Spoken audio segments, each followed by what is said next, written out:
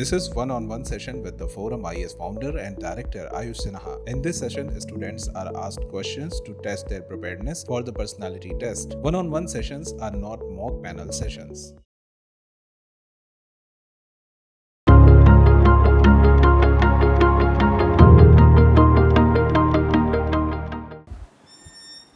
May I come in? Yes, please come in. Good afternoon. Good afternoon. Have a seat. How do I pronounce your name? Zenith. Zenith. What is your full name? Donthula Zenith Chandra. Donthula Zenith Chandra. So what does your name mean, Zenith? Sir, it refers to the highest point, and also other meaning is it is the time during which something is successful, most successful. All right. So why do you think your parents gave you this name? Sir, the main reason being to give my best in every sphere of my life. So accordingly, they have kept this name to me. All right. So have you given your best in everything that you have done? Yes, sir. It is my consistent efforts to give my best in whatever field I am working. Wonderful. When is the date of your interview, Zenith? It's May 11th, sir. Right. So Zenith, we have your name. Tell me about yourself. Anything apart from your name? Sir, I am from Warangal, Telangana, and I have completed my schooling in my hometown only, in Telangana state only. And for higher education, I went to Surat, sir, and I have graduated in civil engineering from Sardar National Institute of Technology, Surat. And later I have, in 2017, I have appeared for engineering services. I have cleared it, and since then I have been preparing for the civil services exams. You appeared for which service? Engineering services. Indian Engineering Service. You secured 175 rank. Sir. So you are from Sardar Patel NIT National Institute of Technology. What is the single biggest contribution of Sardar Patel, according to you? Sir, according to me, the integration of 565 princely states into India is one of the biggest contribution of Sardar Vallabhbhai Patel. Why do you think so? Sir, because without which the unity which we are seeing now, geographical unity is not possible.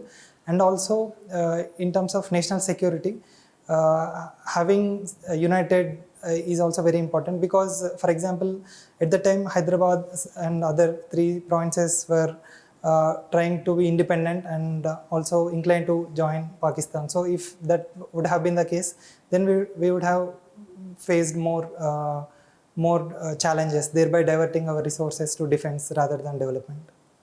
When is Civil Service Day celebrated? Sir, April 21, sir.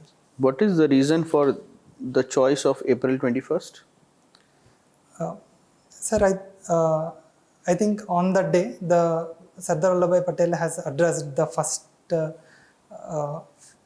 first meeting of Indian civil services.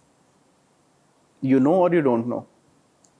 Sir, I'm unable to recall exactly, but this is what I'm able to recollect. Who's known as the father of Indian civil service? Sir, Sardar Vallabhbhai Patel. Patel itself. Okay. Sure?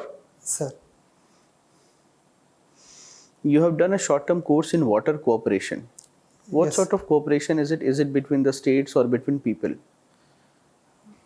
Sir, it was includes every stakeholder, right from people, communities, and states, and also nations.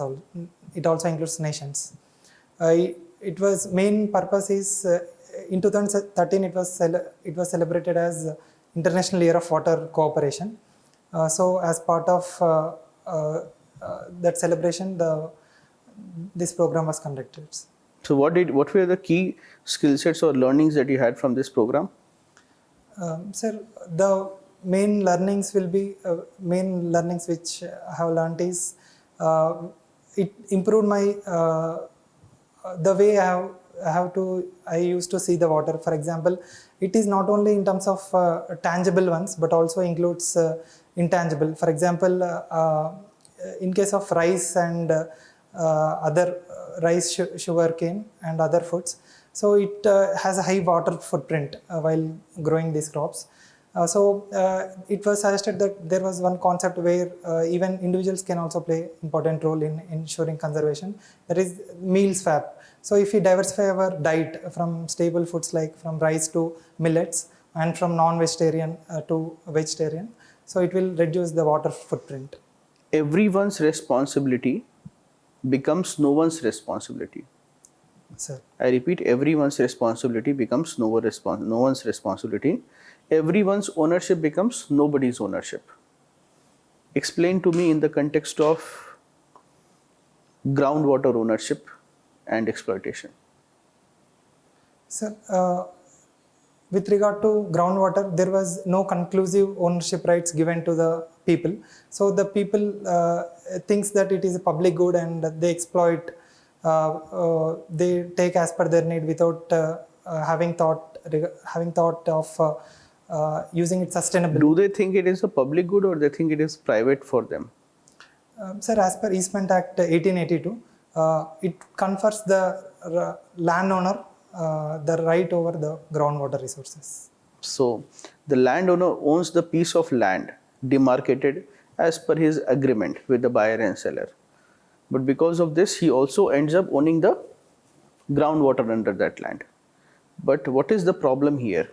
Then why, if, and it looks very logical, that if you have a piece of land, even this small piece of land, the groundwater below it should belong to you. Sounds logical. What is the problem? Sir, the main problem is like land, it is not confined water, because once the owner starts extracting water more and more, then the aquifer, it exists continuously in geological formation. So water from adjacent regions. So you mean water and aquifers do not follow man-made boundaries? Yes. Therefore, he is able to exploit an entire aquifer and take over the water of the entire area. How will you convince? So there is a village where people have conventionally used groundwater and exploited it. A state legislature act forbids the withdrawal of groundwater. People are not unable to understand why they should not draw groundwater. They think that they have the land, therefore they have the right to draw water. How will you convince those people that they should not go for unauthorized bore wells? Think and tell me the answer. Okay? Sir, water is basic necessity.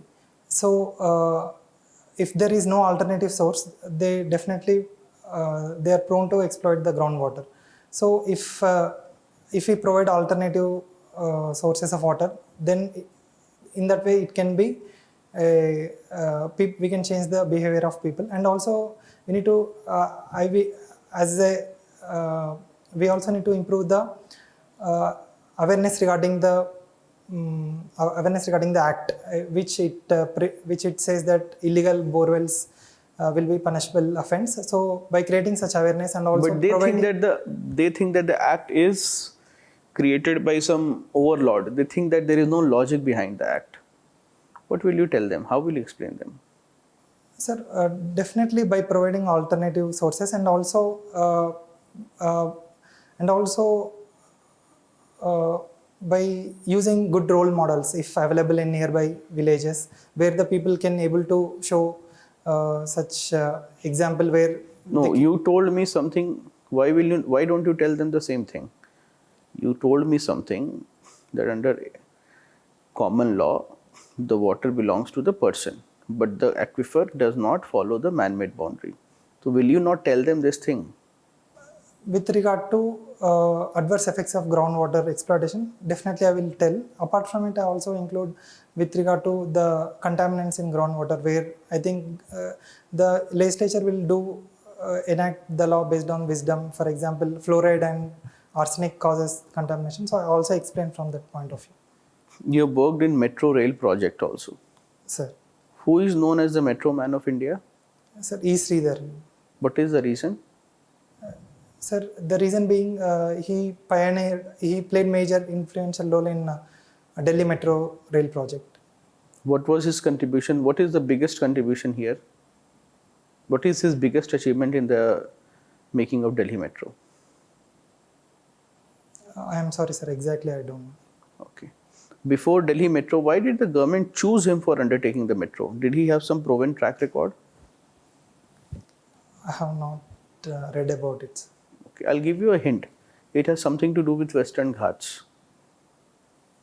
Sir, I think the Konkan Railway, I think if he has played major role in that project, then government, there also the tunnels will be used for laying tracks, railway tracks. So probably if he has worked there, then expertise will be utilized in this project. All right. Zenith, what will be your priorities if you are made a district collector in any of the districts of Telangana? Sir, I don't follow one size fits all approach because every district has different issues and challenges, and people aspirations can also vary. But I can say most commonly the problems being faced by districts of Telangana. The primary one being the Telangana being arid region, the water scarcity is the major issue which affects the agriculture of the region. So my priority will be, I will try to use various methods and technologies to improve the water levels. And also second is the tourism potential is not yet significantly reaped. So I will try to improve the tourism potential of the particular village or city or state, depending on its competitive advantage, whether it be religious pilgrimage or rural tourism. And the third being ensuring the basic necessities so that the village will be on the track to meet the sustainable development goal by 2030. All right. Why do you want to join the civil services? Sir, it's my passion. The main reason being it gives the innumerable opportunities to utilize my knowledge in various fields. And apart from it, there is also the diversity and social respect in the service, which made me to pursue the civil services. All right, Zenith, you said it will make me use my knowledge. So how you will use civil engineering in administration? Sir, we have explored various engineering solutions to existing challenges and problems being by the country. For example, the main issues we deal with, the basic necessities of people, that is roti, makan, pani, bijli, sadak. Roti means food, water, sanitation, housing, electricity. So we all study with regard to providing the safe, accessible water and ensuring the hygiene, ensuring the sanitation coverage using decentralized technologies, for example, septic tank, and also housing, affordable housing, where I will try to use my knowledge to promote pakka houses.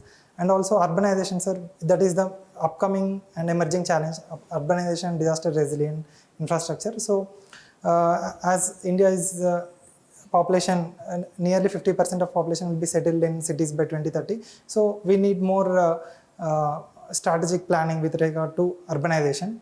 That is planned urbanization is need of the hour. Currently, the unplanned urbanization is main reason. What is my question, Zenith? Using my knowledge, how you use civil engineering knowledge to? Just tell me three points. That is all. Sir, I will use my knowledge in fields like water, sanitation and urbanization. Okay, all right. All right, Zenith, your interview is over. Sir.